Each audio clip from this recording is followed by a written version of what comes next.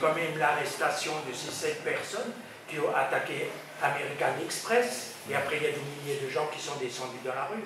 Il y a une répression, quoi. Non, c'est pas ça. Ah, ça c'est les... Le grand truc qui est arrivé en mai 68, c'était ça le début. Ça c'est le fil...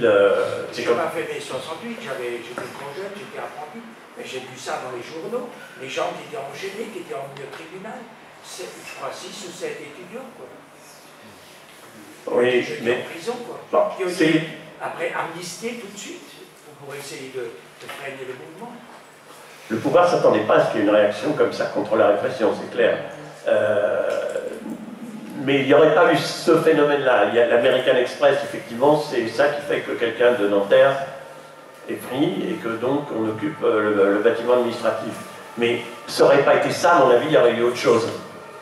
C'était... Je ne peux pas l'affirmer, j'en sais rien, mais quand même, l'ambiance était à ce qu'il y ait des initiatives, des choses qui se prennent, et effectivement la solidarité. Et les manifestations, ce qui est étonnant, les premières manifestations étudiantes, ou après les barricades, il y a près de 600 personnes arrêtées. Il y a des 300, 400 comparutions immédiates. Donc on n'est plus, à ce moment-là, dans le truc comme maintenant, on sait qu'il y a une manif, il y en a 10 qui passent, on va y aller. Il y a un comité anti-répression. Là, vu le nombre, c'est pas possible. La vraie réponse, elle est ce qui se passe après. C'est-à-dire que 2 jours après, il y a 2 fois plus de monde dans la rue. C'est dans la rue que ça se passe, la solidarité. Elle n'est plus sur le terrain juridique. Au tout début, oui, quand il y en a 5-6. Quand nous, on passe, oui. Mais après, c'est une autre dimension.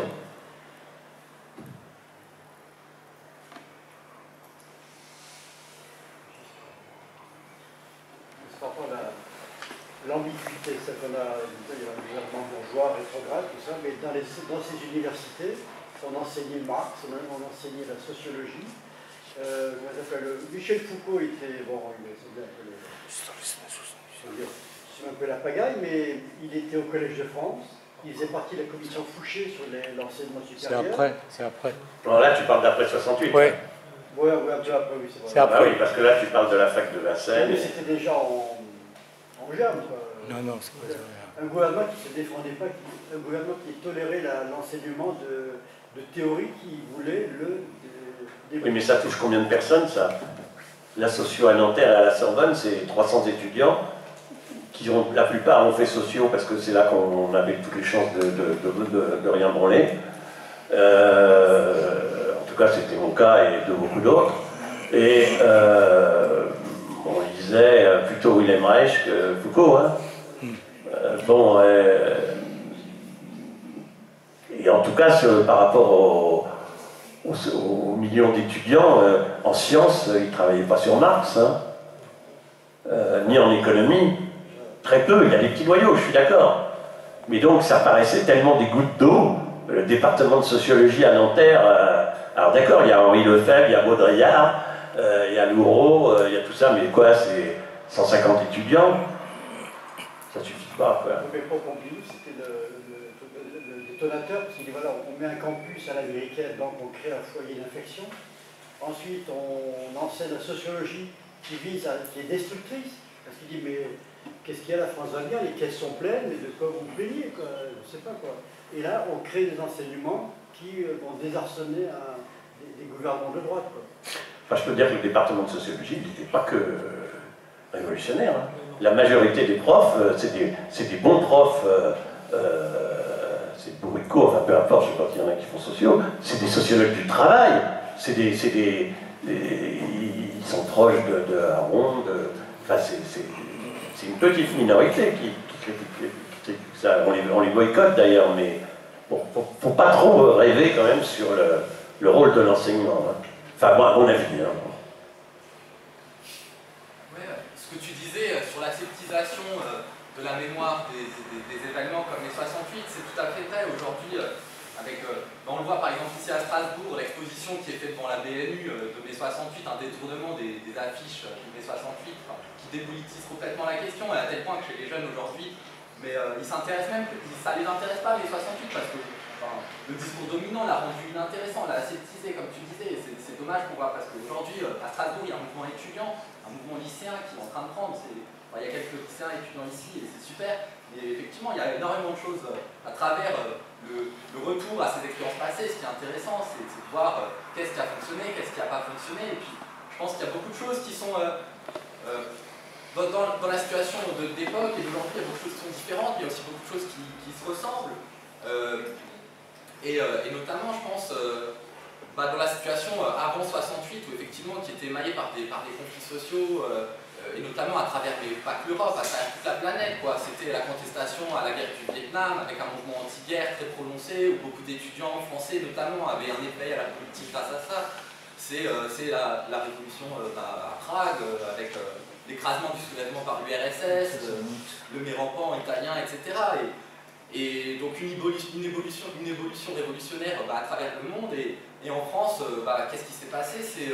C'est la jeunesse, en gros, qui effectivement, elle n'a pas fait mai 68 toute seule, mais elle a en quelque sorte permis d'être un catalyseur en déclenchant, en étant, notamment à cause de la répression de l'époque, où d'un coup les travailleurs ont massivement rejoint en solidarité avec les étudiants de Nanterre ou autres le mouvement, et se sont mis en grève progressivement. Enfin, après, tout ça on connaît.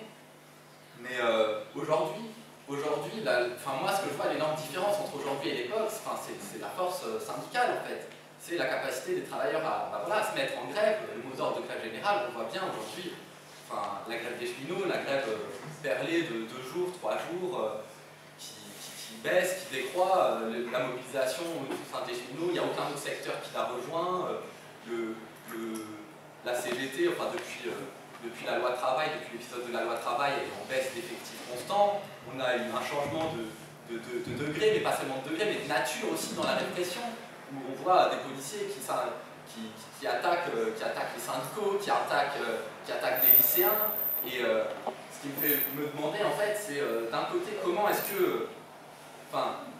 que les travailleurs peuvent être solidaires, rejoindre les luttes des étudiants et des lycéens, et lutter aussi pour eux-mêmes, pour leurs propres problèmes, par ça. Et comment est-ce que, quel mode d'action aujourd'hui, quand on voit que même une manifestation pacifique, elle peut se faire nasser, elle peut se prendre toute la répression dans la gueule, quoi. Comme on l'a vu, 101 lycéens en garde à vue, dont 40 pour plus de 48 heures, c'est des choses qui sont hallucinantes et qui sont... c'était pas la même chose, c'était pas le même degré de répression à l'époque en 68. Oui, je peux dire la d'autres. Oui, non, mais attends, il y a Jean-Claude qui avait demandé la parole avant, mais je te la donne ensuite. Je reviens juste un instant sur l'histoire de la sociologie. Bon, moi j'étais en 67 étudiant en philosophie, mais on avait un certificat de sociologie générale. J'ai eu la chance d'avoir Henri Lefebvre, parce qu'il n'était pas seulement à Nanterre cette année-là, il faisait son cours sur le langage. Et bon, Lefebvre, on le connaissait, enfin nous, les minorités révolutionnaires, on savait que c'était un communisme mais pas très orthodoxe, etc. Et donc, c'est vrai que c'était très minoritaire, mais ça existait, hein, ça. Et du coup, le contraste avec les autres profs qu'on pouvait avoir en philo, les vieux, sans même parler de Georges Gusdorf, qui écœuré est parti se réfugier au Québec, parce qu'il ne supportait pas, il a écrit un petit bouquin absolument abominable contre mai 68. Bon, en gros, on avait des profs comme ça. Mais bon, tu as bien donné le contexte international, et c'est vrai que, par exemple, 67, bon, alors, à Strasbourg, il y a eu quand même, et là, l'exposition, contrairement à ce qu'elle a dit, elle est bien faite à la BNU, parce qu'il y a eu quelque chose de particulier grâce au fait qu'en 66, les situationnistes se sont emparés de l'AFGES et de l'UNEF. Et moi, j'étais à l'Assemblée Générale où ça s'est passé. Ils ont dissous le BAPU, le Bureau d'aide psychologique universitaire. C'était l'époque de l'antipsychiatrie en Allemagne. Bon, on n'était pas d'accord avec les situs sur beaucoup de choses, parce que nous, on était déjà plutôt léninistes, trotskistes, et eux, évidemment, ils étaient conseillistes purs et durs. Donc, on s'engueulait, mais on était quand même du même côté. Hein, on était du même côté. Bon. Il y a quand même... Bon, c'est bien que tu aies un peu minimisé le mouvement étudiant par rapport à la grève générale. Ceci dit, peut-être que tu es allé un peu loin, parce que quand même, si... Alors c'est vrai, il y aurait peut-être eu un autre événement, hein, qui aurait déclenché, mais on a quand même le sentiment, moi, connais bien tout ce qui s'est passé à Strasbourg, parce que j'étais acteur là-dedans, et c'est à peu près partout pareil. Hein. Il n'y aurait jamais eu le 13 mai 68, hein, et d'ailleurs, c'était une belle date, puisque c'était 10 ans avant le putsch gaulliste, avec l'aide de l'armée en Algérie, qui avait créé la Sacrée République. Donc s'il n'y avait pas eu ce mouvement étudiant, hein, il est clair qu'on a... Bon, et c'est vrai qu'à partir du 13 mai, les étudiants révolutionnaires, on était encore plus minoritaires, on était 150 à Strasbourg, hein, étudiants socialistes unifiés, trotskistes, anarchistes, etc. C'était pas grand-chose. Hein. Mais après, quand les grèves ont commencé, on était encore moins. Mais il y a quand même eu un mouvement de radicalisation, et là, pour faire la comparaison avec aujourd'hui, moi je trouve ça intéressant. À un moment, il y a eu au Conseil étudiant un vote, parce qu'il y a la majorité silencieuse, elle voulait juste passer ses examens, et nous, on disait, on s'en fout, nous, ce qu'on veut, c'est foutre De Gaulle en l'air, le régime en l'air. Et le vote a donné quelque chose, en gros, comme 3000 pour la position, on poursuit le mouvement, et 5000 contre. Si je compare avec les chiffres... Si je compare avec les chiffres d'aujourd'hui, hein, y compris les AG les plus nombreuses où j'ai participé, c'était quoi, 800, 900, etc. Bon, là, il y a un vrai problème, effectivement, ce serait intéressant qu'on discute des raisons. Moi, je donnerai une raison et j'arrête, pour ne pas monopoliser la parole. Je pense que les 30 et plus années qu'on a vécues depuis le tournant de la rigueur, c'est-à-dire du libéralisme, de François Mitterrand en 1900, hein, il promettait de changer la vie en 81. Bien sûr, on n'y croyait pas, hein, les communistes, pas plus que chez vous, les libertaires. Mais il y a eu ensuite, pendant plus de 30 ans, une propagande éhontée par tous les moyens, à la télé, à la radio, pour le libéralisme. Je me rappelle d'une émission un soir avec la CFDT, c'était pas la même qu'en 68, ils étaient lutte de classe en 68. Bon, aujourd'hui, c'est les gens qu'on connaît. Mais il y a eu 30 ans de bourrage de crâne où on nous a mis l'indice, le CAC 40 et le Nikkei tous les jours, etc. Et donc, ça, je pense, c'est une des raisons qui fait qu'aujourd'hui, les mouvements, mais aussi bien le mouvement ouvrier que le mouvement étudiant, il ne devient pas, malheureusement, un mouvement de masse. Hein. Les cheminots, ça a été dit hier, ils ont donné les chiffres, 13,97% de grévistes, et ça, c'est avec les bureaux. Mais les conducteurs, c'était 40 ou 50%. Mais ils ne sont pas nombreux, les conducteurs, on les connaît, hein, on les voit quand on va manifester avec eux, place de la Gare. Donc ça suffit pour bloquer. Mais je pense que la propagande libérale, je suis persuadé que les étudiants, vos collègues, là, ils ont les neurones bouffés par le libéralisme et la croyance dans la réussite individuelle. Et ça explique pourquoi vos mouvements, aussi bien foutus soient-ils, ben, ils ne débouchent pas sur des milliers et des milliers. Hein. Voilà. Oui, merci pour le propos qui est très général mais qui pointe les bonnes choses, même si c'est peut-être un peu bref.